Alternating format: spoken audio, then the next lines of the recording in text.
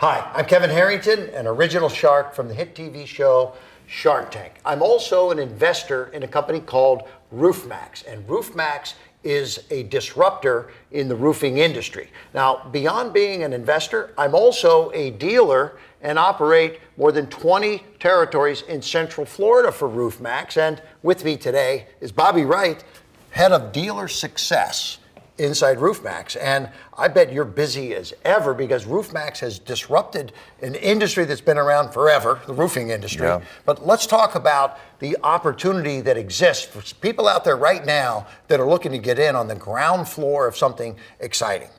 Yeah, Kevin, thank you. Yeah. And our partnership brings about a lot of great things. And what we're talking about here is an opportunity for folks to join a revolutionary movement, like Kevin said, that is disrupting the roofing industry. A great business opportunity that allows people to really achieve a lot in business. Run your own business, be a part of a team with very big support systems in place that are ever growing. And you'll get to hear from some of our dealers here in a moment. But Kevin, one of the most exciting things about our journey in Maxx was really having you become a dealer. That really solidified a lot of things for us here. So you're watching this. If you're looking for an opportunity to not only solve a problem, not only to disrupt an industry, but create a wonderful business opportunity for you, for your family. We bring a lot of dealers in that are first-time business owners. We also bring folks in that either they own a roofing business or a business in home services. Really, there's a lot of scenarios where someone would be a good fit to become a Maxx dealer. And Kevin, I want to talk about how you've taken your expertise and really turned it into a great, really a quick success in your market. I appreciate that. Thank you, Bobby. And I'll say this. We couldn't have been successful if it weren't for the talent that exists at Maxx, because you've developed the systems and all the protocols for every dealer to be able to start his business, launch his business, the training, et cetera, that's been provided has been amazing. But I mentioned I'm a dealer, 20-some territories. I have a son that's in his 30s and a son in his 20s. And of course, now when I was a young entrepreneur, the age of 15, I was knocking on doors selling asphalt sealing for the driveway. And so I had a great time doing that while I was in high school. And I said, when I heard about Maxx, there's been a change in the world of shingles, the manufacturing. They're making them a lot lighter with less of asphalt. Mm-hmm. And I used to see things in the world of driveways also. But here we are now in the roofing industry. Everybody wants a great roof over their home, but with less asphalt, these shingles are cracking earlier, right? They're getting brittle. I live in Florida. That hot sun evaporates those oils out of the shingles. They start cracking. Maxx is a problem solver. Absolutely. Correct? Yeah. Right? There's never been an option. There's never been an alternative. So, and Kevin, you're right. And really, for the longest time, up until a few years ago, when Maxx came about, the only option was either major replacement or major repairs, which all are very costly for homeowners. Yes. And the fact of the matter is most people haven't even been on their roofs before. And if they have, maybe they've been up there to hang Christmas lights. Mm-hmm. They've got no idea what's going on in their roof. Right. So, if you have someone who is coming out and they tell you that you need a new roof, whether that's true or not, you're probably going to take that advice. And like I said, up until now, there really hasn't been another option. Right. So, and the beautiful thing about it is there is a much less of a cost to this, right, than replacement. Like you said, 80% of the cost, right? So as a Maxx dealer, Kevin, you talked a little bit about some of the support, some of the training that is involved within Maxx. You'll find out a little bit more about that in our business opportunity guide. But just to name a few, we've got a group of dealer mentors that actually help our brand new dealers get their business off the ground. We've created a mentorship program that it allows our dealers to really step into the shoes of when they went through, when they were in the beginning. By the way, they didn't have as many opportunities or much support, but with their help, we've built out a really nice process to help dealers get going quicker. We have a van solution that we've created where our dealers no longer have to build out all of their equipment and everything like that. They can actually fill out a form and have a van delivered to their door, so somewhat of a business in a box, ready to spray. So as we continue to develop, obviously the opportunity gets greater and greater.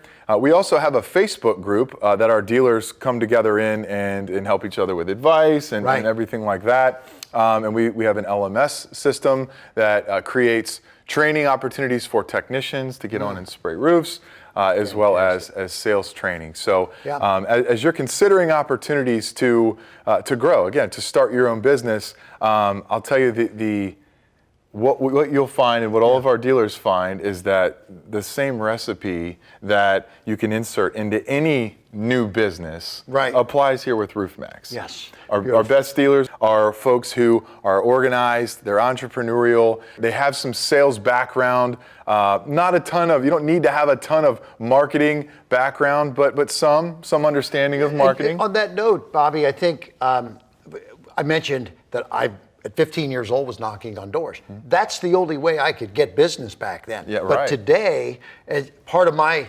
entrepreneurial growth over the years from high school into my younger years as an entrepreneur, I created the As Seen on TV space where we were putting shows together with the Jack LaLanne juicers and the Tony Little fitness guys and George Foreman and creating TV stuff, right? Well, that's what I've been brought in to do at RoofMax. We've created TV commercials. We have short spots. We have long form. We have radio. We have television. We have print. We have door knockers, et cetera, et cetera. So when somebody joins RoofMax, they get a support team that you've built and organized and managed. And now we also have these marketing elements that we bring to the table that we turnkey allow them to use in their local market. Yeah, absolutely. I'm sure, Kevin, a lot of folks are wondering, you probably get pitched all the time. You probably get, how often do you get pitched? Well, thousands and thousands of times a year, but it's been over 50,000 pitches that I've taken over the last number of years. Okay, so why RoofMax? Why RoofMax? Why does something like RoofMax stick out? So let me tell you what I look for. First of all, I look for something that solves a problem, but solves it in a unique fashion. And by solving it uniquely, what I mean is that problem is not already being solved with a similar product or service, okay? So when I look at the roofing industry, if I call a roofer, he wants to replace my roof, but 95% of people replacing their roof actually only needed rejuvenation or revitalization. So that's a problem, and that's what RoofMax solves, is 95% of the people that are spending big money to replace their roof could have used a service like RoofMax that will give them a 5-year up to maybe a 15-year warranty when they use the RoofMax service. That is a game changer. That is a disruptor to me, and that's the reason that problem that RoofMax solves, it's solving it uniquely. Nobody else out there really in a competitive fashion to what we're doing right now, and I'm just excited to be part of the team. Yeah, not only, as we've said, you were so excited, not only did you become a member of our team, but you've become a dealer. I'm a dealer. I've got 20 territories in Central Florida, and I've got a team of people that, between my kids and some other business guys, we're doing a great job. In fact, last week in our dealership, just in the Tampa dealer, we sold over 14 jobs last week of RoofMax, which is, for me, an amazing beginning to a great relationship. Absolutely, absolutely, and obviously it's, you've gotten your dealership off the ground quite quickly. We see our dealers, I'll tell you, like I said, it's the same recipe. It's not something to where you come in and all of a sudden everything is working perfectly for you, right? It's the same as opening up any business out there. So if you are someone who is, like I said, has some sales experience, is a networker, perhaps have owned businesses in the past, and you want to help us join this movement in disrupting the roofing industry and creating just this new revolution, come join Kevin, myself, and the rest of our team at RoofMax. Next, what we'd like to do is we'd like to introduce you to a few of our top dealers, and we'll hear their story. Thanks a lot for joining.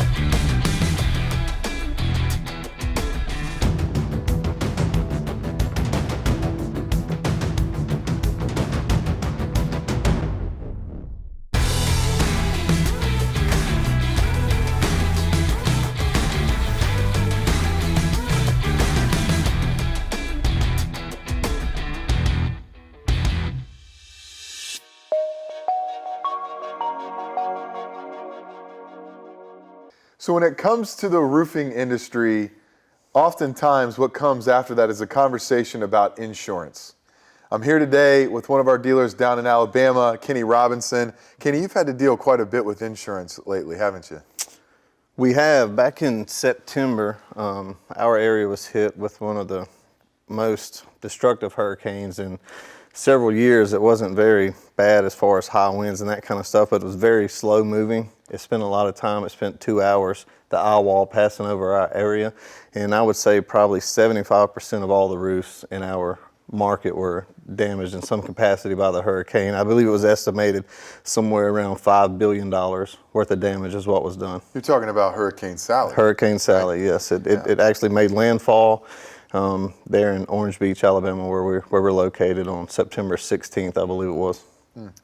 And you happen to be one of our dealers who not only has a successful dealership in 6 territories, right? 6 territories, yes. 6 territories, but you also own a roofing company. We do. We also own a roofing company. Yeah, and so you started that company after you started your Roof Maxx dealership. Why'd you do that? I did. I was going out to a lot of jobs, and for whatever reason, the roof would be too far gone, didn't quite qualify, and I just felt like I was leaving a lot of money on the table. I was trying to refer good, reputable roofing contractors to go do the work, and I just didn't really have any that I trusted that I wanted to attach my name with. So me and my wife, Maxx, sat down. We did a lot of talking, and I had a very good friend of mine from childhood that master roofer. He had recently sold a roofing company, so I actually saw an opportunity. I said, I'm gonna reach out to Steve Allen's his name. I said, I'm gonna reach out to Steve and see if he'd be interested in partnering with me, and let's help people all the way around, not just save money on versus replacement, that kind of stuff, but the people who actually need major repair work or need roof replacements. We wanted to be able to help those people also. Yeah. So they get the full experience. Absolutely. Yeah, so Absolutely. You can show up and you can hopefully help the customer realize that their roof qualifies for a Roof Maxx treatment. They don't have to buy a new one, pay all that money to do that. They can simply put a Roof Maxx treatment on their house and do that for a quarter of the cost. But if they can't, then now you can offer them the replacement as well. Yeah, it's actually a very interesting dynamic because I show up to the house with the intentions of saving the homeowner as much money as possible, with them helping them maximize the investment that they already have. I mean, if you've already invested $15,000, $20,000 into your roof, why would you want to now turn around and spend another $15,000, $20,000, Sure. 15 years in when you were expecting to get 30 years out of that roof? So my goal is to show up and help the homeowner find a way, or the property owner, we do commercial also, but help that property owner find a way to actually get closer to that 30 years that they believe they would got when they initially made that investment. And then in the cases where it can't be done and it's just too far gone, then we're still here. We're still here to help you and make sure that you're taken care of. Yeah. So then you throw this this hurricane into the mix, and your company, your roofing company, was small at one point, and you got a lot of calls. I remember talking to you. I remember you saying you had a lot of customers that were distraught. Look, they could see the sky from standing in their living room, hole in their roof, right? You guys got a lot of calls. We did. Talk about that a little bit. We did. So we probably went from getting on average somewhere between 15, 20, maybe calls a day on a very busy day, and not every day of the week was busy for us. And we replaced 5 or 6 roofs a week, usually on average, as far as our roof replacement side of the business. And right after the hurricane hit, that number went to over 1,500 calls a day. We couldn't answer the phones. Everybody's voicemails were full. We were trying to put other, cell phone numbers out on Facebook because we had built such a good name and such a good reputation in the community for being honest and trying to help people and doing what's right for people. So as soon as the hurricane hit, it got really crazy. And we went from doing, replacing 5 or 6 roofs a week to doing 6, 7, 8 a day. Yeah. Sometimes.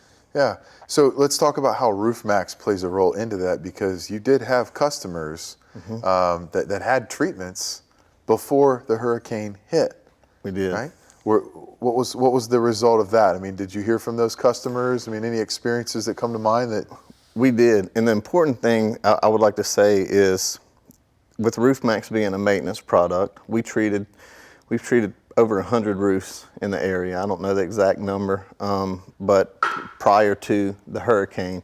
And these roofs were still 16, 17 years old. So some of the roofs did face some catastrophic damage and needed to be replaced. But the most surprising thing to me was we had no less than 35 people call us and say, hey, we didn't lose a single shingle, or we have very minor damage. We lost a couple ridge cap shingles, that's it. Hey, this product is amazing. What do you put in this stuff? I can see my neighbor's plywood on the house next door. Wait a minute. Not to interrupt you, but you're saying that roofs that you've treated who withstood probably the most destructive, you said the most destructive hurricane that's come through the Gulf Coast? For sure. And they survived that? I mean, let's go back and say these people who had the choice to replace their roof, but decided to extend the life of their roof with RoofMaxx for a quarter of the cost. I'll talk about one roof in particular. I got a call to go out to a house in my area. We also have some pretty significant straight line windstorms that come through. They probably get 70, 80 mile an hour. We get those several times a year. So about 4 months before the hurricane hit, I got asked to come out and do an inspection on a roof for RoofMaxx and some repair work. And when I got out there, the gentleman had probably 8 or 9 ridge cap shingles that were missing, and one shingle on his house was pretty bad. We talked about insurance and replacement options, and at that time he wasn't interested in any of that. He said, I just want it to be fixed and not leak. So I told him we could do that, and I explained to him about RoofMaxx and how it restores the flexibility, pliability, and that kind of stuff. And I told him that through my conversations with the CEO, Mike Fiesel, he's always, RoofMaxx CEO, Mike Fiesel, he's always assured me that a flexible roof is a strong roof. So I said, there's a chance if we do this, you might not have these issues in the future. I haven't sprayed a home yet and had a windstorm come through to see how it performs before and after, but he said he wanted to do it. He said, let's treat it. So we treated the roof with RoofMaxx. I made those minor repairs. He's one of the ones who called us after the storm and told us that he didn't think he had any damage, but he would like for me to come look at the roof again just to make sure. And so I went out and I was blown away. He had no missing shingles. I actually did some aerial footage, some drone footage, because every house surrounding his house in that neighborhood were all covered in tarps. So even though that's not definitive hard evidence that RoofMaxx prevents your roof from blowing off in a hurricane, what it did tell me in this situation, at least in this one neighborhood, this roof that lost a few shingles a few months prior to the hurricane from a straight line windstorm, which tells me it was the weakest roof in the neighborhood at that point because none of the other roofs lost shingles. We treated it with RoofMaxx. We came back after the hurricane and all the rest of the roofs had failed during the storm and his didn't. So just looking at the facts, it looks to me as if we treated the roof with RoofMaxx and it went from being arguably the weakest link in the neighborhood to the strongest roof. Fascinating. But you also said you got over 30 calls from customers that had their roof treated with RoofMaxx, hurricane comes through, and at worst, a ridge cap shingle or a couple shingles blew off. Is that? Yes. That's correct. Yes, that's correct. So more than one is a trend. 30 sounds pretty promising. Yeah, for sure. There was another roof that I'd like to speak on just briefly. It It was a roof that was probably the second roof I treated as a Roof Maxx dealer, and it was before I really knew what I was looking for as far as how to go out and, I guess, qualify roofs and qualify jobs. And if I had went to that roof today, I would have not treated it with Roof Maxx. I would have recommended a replacement. But at that point in time, I wasn't really sure what Roof Maxx could do. But we treated it anyway, and that roof survived the hurricane. So this is one of the worst roofs I've ever treated with Roof Maxx, and it actually was able to withstand the hurricane. So Interesting. it's pretty impressive. You know, before we conclude the conversation here, you know, because of all the insurance activity down in the Gulf Coast area, what are deductibles like? I mean, when you have a hurricane coming through like this, I'm sure a lot of people get a lot of anxiety about what could be coming out of pocket. They do. So that was one of my main objections when I started my Roof Maxx business, and I would go out and I would meet with homeowners, and they're like, we're just going to wait for a hurricane to hit and we'll get a new roof, because everybody is under the assumption that a hurricane hits, you're going to lose your roof, insurance is going to replace it. And where that's accurate, what has changed is the amount of money the insurance industry has spent replacing roofs. When you get in coastal communities like the one we live in, your deductible changes if the wind damage to your roof or your home or your property happens due to a named storm, the deductibles go from a set amount to a percentage of the property value. So I saw deductibles as high as $80,000. You know, so there were people who lost their roof, had major interior damage, lost their fences, their swimming pool liner was tore up, and they didn't have enough damage to even meet their deductible. So they had to repair all of that out of pocket. And then, you know, I've been to small homes, very low income areas, and met with homeowners who probably only had a $5,000 roof that needed to be replaced, but their deductible was $9,000. So they were completely out of pocket for the roof plus any other damage. So I'm not an expert when it comes to what's best for people's finances as far as treat your roof for Roof Maxx, wait for a hurricane, try to play the insurance game. But I would say that it seems, what I have found is that even the roofs being treated with the Roof Maxx outperform the ones that weren't treated in the same neighborhood. I've seen that, and knowing that your deductible is probably $10,000 or $12,000 anyway, to me it would still probably make sense to let's try to prevent paying that deductible unless we had to. Sure, you say you don't know much about, you know, people don't like to spend money unnecessarily. Exactly right. And here you have a tool like Roof Maxx that at least over 30 times has withstood one of the biggest natural disasters, right? Fascinating stuff. Kenny, thanks for sharing. My name is Dustin Prusman, and I'm a Roof Maxx dealer here in Iowa. I found RJ online. He's got about 20-year-old shingles that are definitely decaying. I'm RJ Jordan. I've been working here in Eastern Iowa for 30 years as a remodeling contractor, roofer, siding, and solar power. He was really skeptical. Seeing as how he's a construction guy and he does solar installs, I thought it would be a good time to do a demonstration. So I sprayed the garage, but not the house. Lo and behold, 3 days later, we had a massive hailstorm. This is the biggest hailstorm I've ever seen. I mean, I reviewed my own house and there was substantial damage on my house roof. I was surprised to find no damage on that part of the roof at all, the garage on both sides. So this has got to be the first time I've ever seen something like this. After the hailstorm, got in touch with RJ again. I found a home inspector that was willing to come out and look. My name's Roy Wire. I'm the owner of Vigilant Home Inspections. So what I see on the garage roof looks like what a shingle ought to look like. The house roof is a total replacement. The shingles are done. They're at the end of their life. They're going to need to be replaced.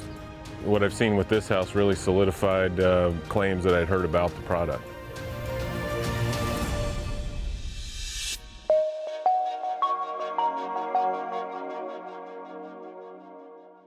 And we're back with the Roof Maxx Become a Dealer webinar. I'm really excited to share Nate's story here today. Nate is one of our best dealers out of Grand Junction, Colorado.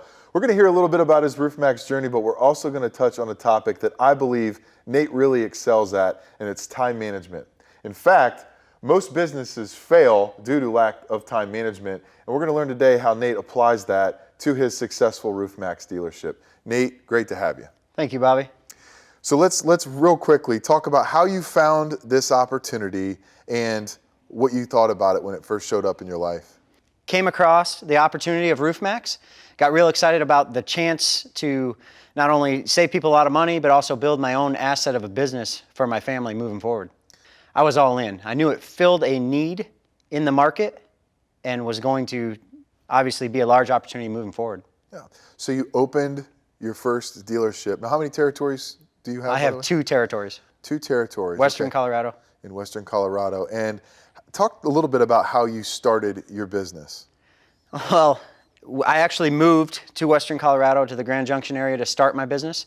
And really the biggest thing I did was I knew that there was no way my family was going to survive if I didn't start the business with everything I had. I went grassroots, started building the business with networking, meeting everybody I could. I would talk to anybody who would be willing to listen about Roof Maxx, and started building a network that way and started getting jobs. Okay, so you bring a brand new concept that people probably haven't heard of, especially in Grand Junction, Colorado, and you also bring that concept to a network that really doesn't exist. This was the plan, and like I said, I had to make it work. I had to find a way, and I was willing to do what it took to find a way. Now your family has moved since to Grand Junction. Right, they finished school, kids finished school, came down, moved there, and 2 years in now. Second year was excellent. First year was a struggle at times, but we made it through. Yeah. So as we get on the topic of time management, and as I look to our whole wonderful dealer community, I always use you as an example as to someone who just manages their time well, their day-to-day well. And you do a great job of that. I want to talk a little bit about how that even applies here in this business. We talk a lot about, Nate, you and I, one-on-one, about why businesses fail. And we talk about, you say this a lot, it starts with understanding what success looks like for you. Right. So as you started your Roof Maxx business, what did success look like for you? Well, when I started, I didn't know right away, but I had this idea of, surviving, building a business, building an asset, but really what I found out along the way was success is along the journey and the process of how you're going to get there. If you just have a number goal at the end and have no way to get there, finding that success is going to take luck at that point, and I'm not investing in luck. And so for me, it was found in the process of getting there, the daily grind, the daily preparation, the self-preparation, self-care, self-learning. Like I said, I'm committed to being the best Nate I can be, best version of me I can be. And part of that is a daily routine to find success, setting myself up with network planning, personal growth, reading, mentorship, other options like that. Yeah.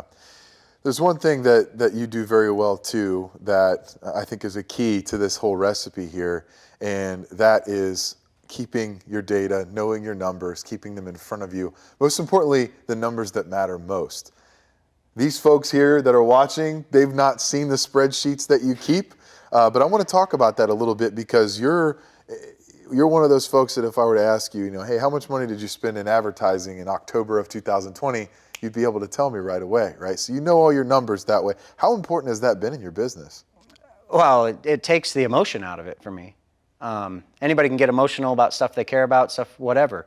But for me, knowing the numbers, seeing the data over the 2 years of my business and knowing that I built it and know everything about the numbers, when one source didn't start producing like it was the first year, the second year it didn't start producing as well, it was a business decision.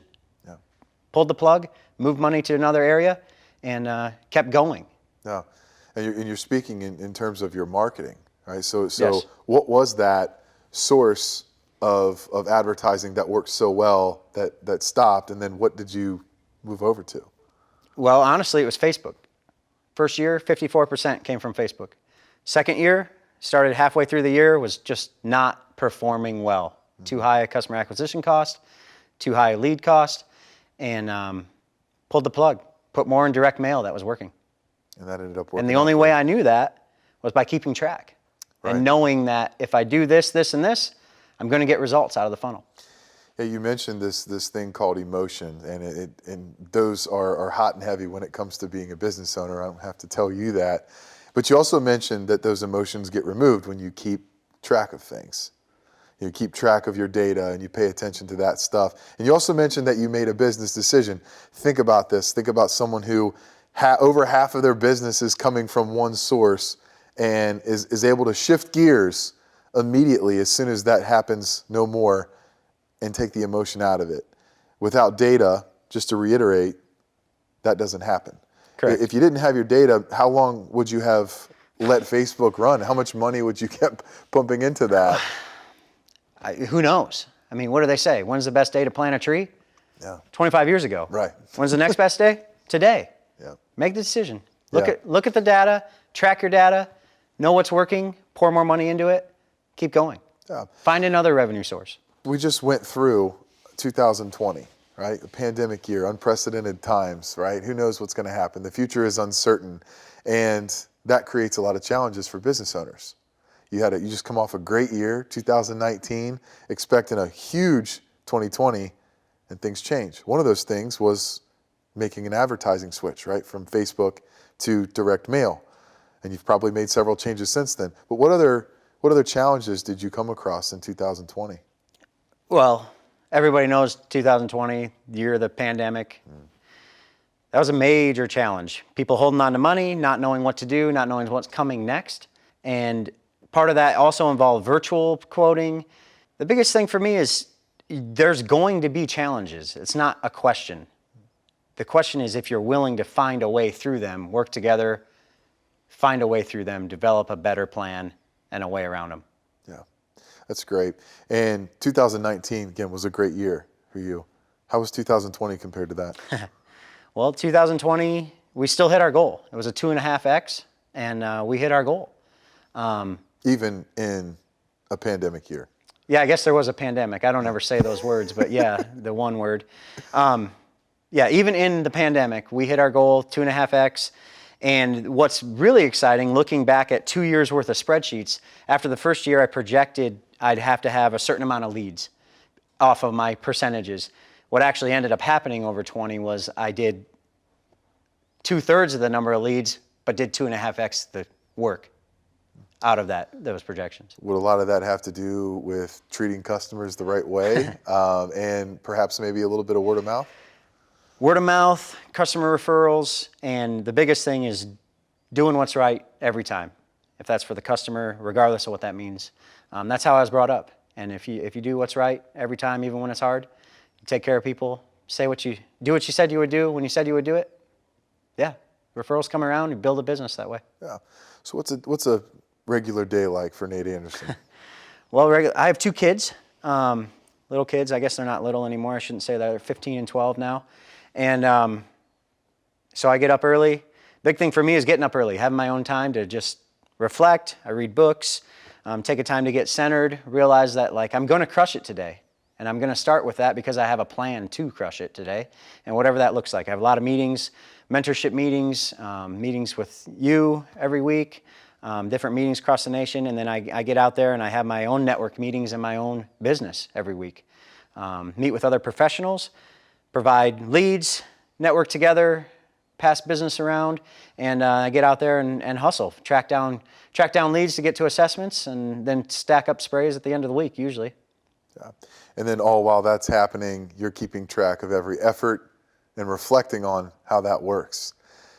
You mentioned keeping your emotions, you talk about keeping your emotions in check, right? Or keeping your emotions out of it when you're making big business decisions. But what does it do for your emotions when you're out there doing all these things that you do with your time? Do you spend time worrying about things that aren't going well for you, or what's that do for you as you create momentum? Well, I naturally do struggle with worrying about what's happening, what's not. But that can also be emotion that's removed from the situation when you can sit back and see, I've done this work, I've planted these seeds, there's people in my funnel that I put in there that I didn't even realize I was.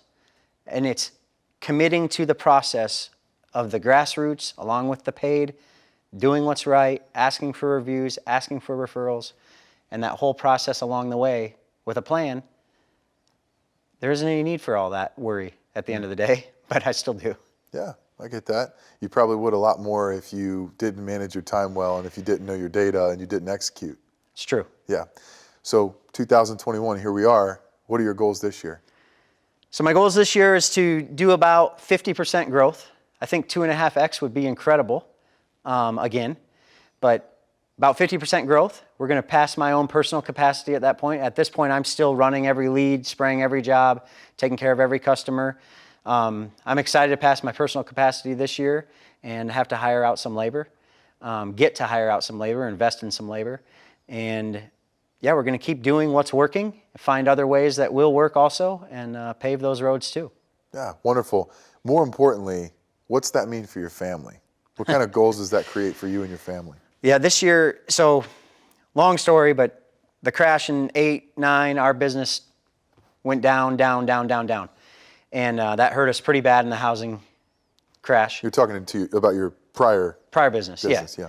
And we're still recovering from that. That's 12, 13 years, my wife and I personally. And it's exciting. Right now, I can see what we've done, what you've helped me do, what everybody has done, is have this opportunity for us to climb back out of that hole completely and build a house this year. That's in the plan. That's my one thing is be the best version of me I can be. The next one thing is we're building a house this year. And that's going to change it all for us. And that's proof of the hard work and what we've done. And more specifically, a hole in the ground by November 1st. Very specifically, a hole in the ground by November 1st, Yeah, yes. absolutely. And you're probably tracking every day and that effort to get there every day in that as well. Yes, and I'm excited. You have to have a plan to get there, and that's what I've laid for the last 2 years, and now I know I can just keep going on that plan and exploit it and make it better. Yeah. So we've heard defining what it looks like, what success looks like, right? Whether it's putting a hole in the ground and building a house, because that's super important to you and your family. We've talked about keeping your data, paying attention to the numbers. And here's another piece that I believe it really plays into it is taking care of yourself, leading yourself as a business owner, getting up every day, taking time to plan things out and the execution that you're going to crush it today. All those things happen every day for you. Is that safe to say? Yes. The plan is every day, and when they don't, it doesn't work out as well. Yeah. That's the plan. I have the plan to get there. It's proven. Yes, every day. Well, you've heard from Nate Anderson and really the key to where Nate is at now. We've heard his goals specifically. We've heard his growth, and all of that is due to his control of his time. You know, we've talked about businesses who fail, most specifically don't have time management in place. They probably have goals, but maybe they don't know how they're going to get there. They don't have a path to get there. Maybe they don't track their numbers. If you want to have success in your Roof Maxx business, quite simply, follow this guy's plan right here. Nate, thanks for spending time with us today. You're welcome, Bobby.